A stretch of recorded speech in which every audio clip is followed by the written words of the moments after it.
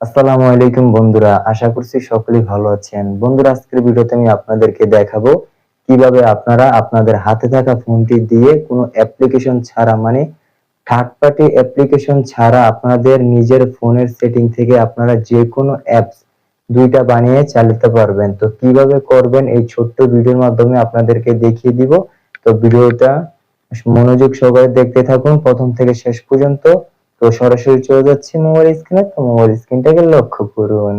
বন্ধুরা, সরাসরি মোবাইল স্ক্রিনে চলে আসলাম। তো মোবাইল স্ক্রিনে আসার পর বন্ধুরা, আপনারা দেখতে পাচ্ছেন আমার মোবাইল স্ক্রিনে কিন্তু দুইটা টিকটক অ্যাপস, ঠিক আছে, সাথেও কিন্তু দুইটা মেসেঞ্জার অ্যাপস। তো আপনারা কিভাবে তৈরি করবেন আপনাদের হাতে থাকা ফোনটি দিয়ে?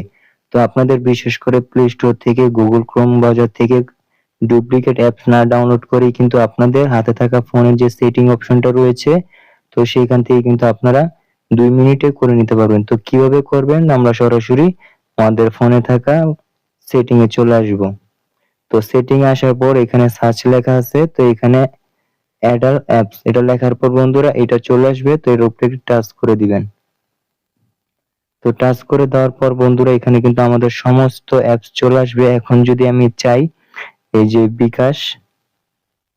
বিকাশ, তো এটা আমি দুইটা বানাতে, তো দুইটা হয়ে যাবে। তো আমি যদি বানাতে চাই তাহলে এখানে যে টিক মার্ক চিহ্নটা দেখছেন, তো এটার উপরে একটি টাচ করে দিবেন। দেখেন এটা কিন্তু আমার দুইটা অলরেডি হয়ে গেছে, ঠিক আছে। চাইলে কিন্তু এখান থেকে আপনারা অসংখ্য অ্যাপস কিন্তু দুইটা করে ইউজ করতে পারবেন। আমার কাজ কিন্তু পুরোপুরি শেষ, 30 সেকেন্ডও কিন্তু আমার দরকার হয়নি। আমার কিন্তু দেখেন দুইটা হয়ে গেছে, আমার বিকাশ কিন্তু দুইটা হয়ে গেছে। তো আপনারা অনলাইন থেকে ডুপ্লিকেট অ্যাপস না নামিয়ে আপনাদের হাতে থাকা ফোন থেকে সেটিং থেকে আপনারা কিন্তু চাইলে সহজেই তৈরি করে নিতে পারেন এরকম ভাবে।